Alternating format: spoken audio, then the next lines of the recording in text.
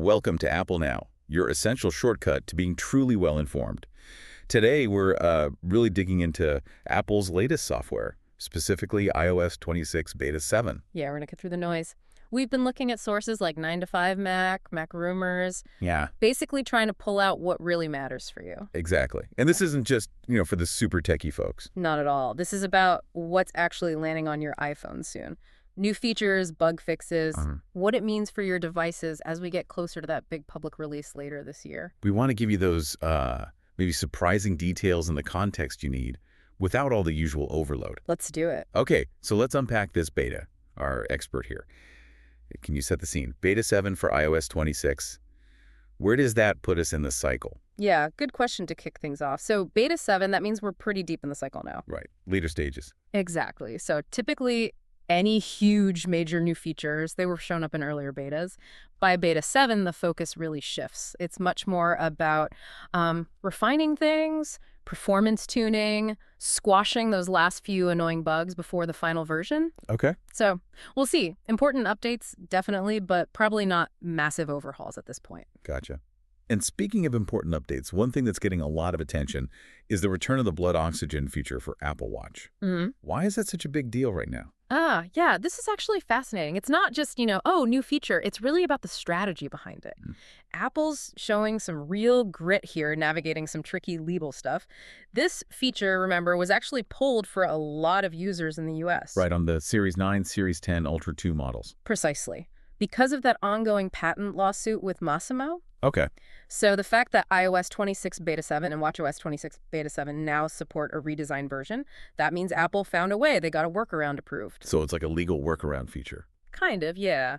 It really shows how committed they are to these health features, even if they have to, re-engineer things to keep them available. It's pretty significant. Wow. So it's a tech update, but also a win in court, sort of. Yeah. Is this workaround just for developers testing the beta, or is it coming to everyone soon? Good question. What are the sources saying on that? The indications are that the next public beta should roll this out more broadly. Okay, so soon. Yeah, shouldn't be locked behind the developer beta for too long, which is great news for people who use that data. Definitely. Okay, let's shift gears a bit. Something giving users maybe a bit more control, adaptive power notifications. Now, adaptive power mode itself isn't new in iOS 26, right? Especially for the iPhone 15 Pro and newer. Yeah, the thing that tweaks performance, lowers brightness a bit to save battery. Exactly. But Beta 7 adds something specific related to notifications for this mode. That's right. So there's this new toggle, you'll find it buried a little, settings battery power mode, and it taps into this interesting question. How much control do people really want over these background things? Apple's usual style is it just works. Seamless. Right. But this toggle, adaptive power notifications, lets you decide if you get a push notification every single time adaptive power mode kicks in. I see. So if you find those alerts annoying. Exactly. If you don't want your phone constantly telling you it's saving power, you can just turn those specific notifications off. It's more transparency, maybe responding to power users who like to fine-tune everything. Yeah, I can see that being useful. Those pop-ups can be a bit much sometimes, especially if the phone's doing it often. And just to clarify for everyone listening, iOS 26 itself runs on iPhone 11 and newer, but this adaptive power mode, and therefore the notification toggle, that's only for the iPhone 15 Pro and newer models, right? That's a really key point, yes. So 15 Pro or newer gets this fine-tuning ability. Absolutely. And just quickly before we move on, a couple of other small fixes in Beta 7 worth noting. One is a bug fix. Screenshots were apparently appearing darker than they should. Annoying, but fixed. Oh, I think I saw people complaining about that. Yeah. And also a tiny visual thing for macOS watchers, macOS Tahoe, the next version. In Beta 6, the onboarding video weirdly didn't show the MacBook notch. Really? Yeah.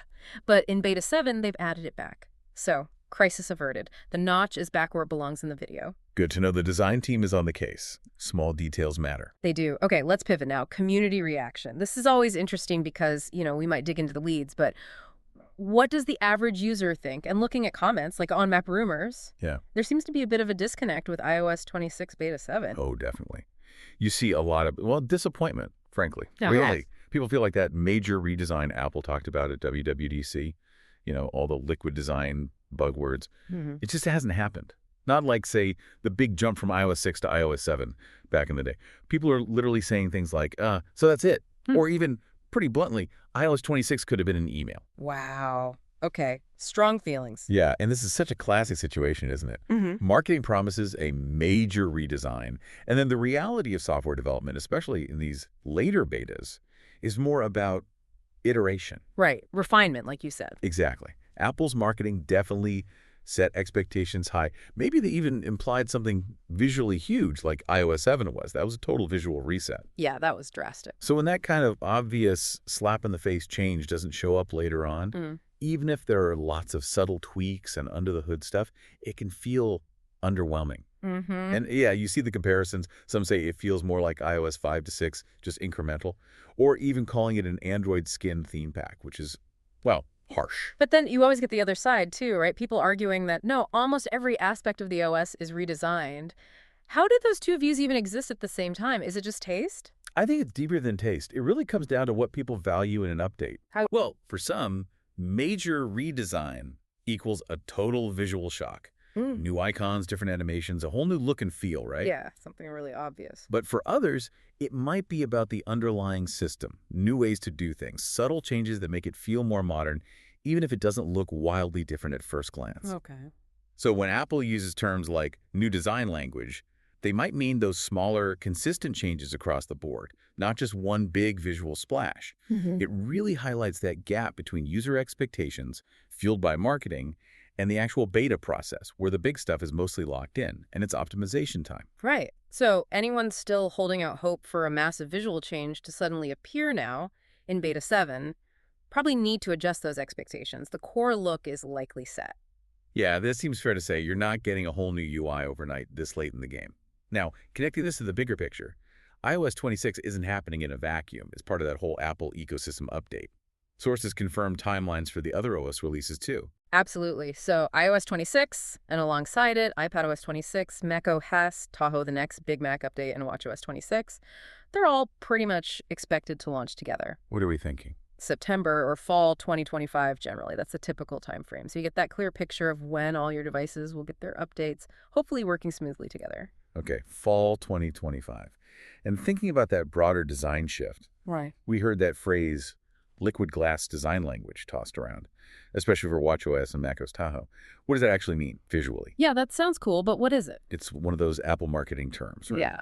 But generally, when they talk about things like liquid glass, it usually points towards more fluidity, transparency effects, maybe some depth. Okay. Think about interface elements maybe looking a bit translucent, like you're looking through glass, seeing hence the background, and maybe more dynamic flowing animations, less static. Ah, okay. So smoother, maybe shinier. Something like that. So even if the impact on iOS 26 itself is debated, there's this broader design direction happening across the whole platform, trying to create a unified kind of elegant feel. Right. And it's worth remembering, Apple's got a lot on its plate. The sources also give hints about other things going on behind the scenes, don't they? Oh, definitely. It seems incredibly busy. We're hearing mentions of a new charismatic OS, maybe that rumored Home OS. Possibly, yeah, for smart home stuff. Plus, iPhone 17 design leaks are already starting, and those accidental hardware identifier leaks. What are those again? Basically, like hidden codes in beta software that accidentally reveal future products before they're announced. Yeah, they apparently confirm things like new studio displays, updated Apple Watches, HomePod Minis, a whole bunch of unreleased stuff. Right. So the point is, Apple's juggling a lot, which kind of puts iOS 26 into context. Resources get spread thin, sometimes leading to more iterative steps on one platform while other big projects are cooking. Good point. So to kind of wrap up the key things from this Beta 7 deep dive. Yeah, let's summarize. Okay, first, the big one. The return of that redesigned blood oxygen feature in the US for certain Apple Watch models.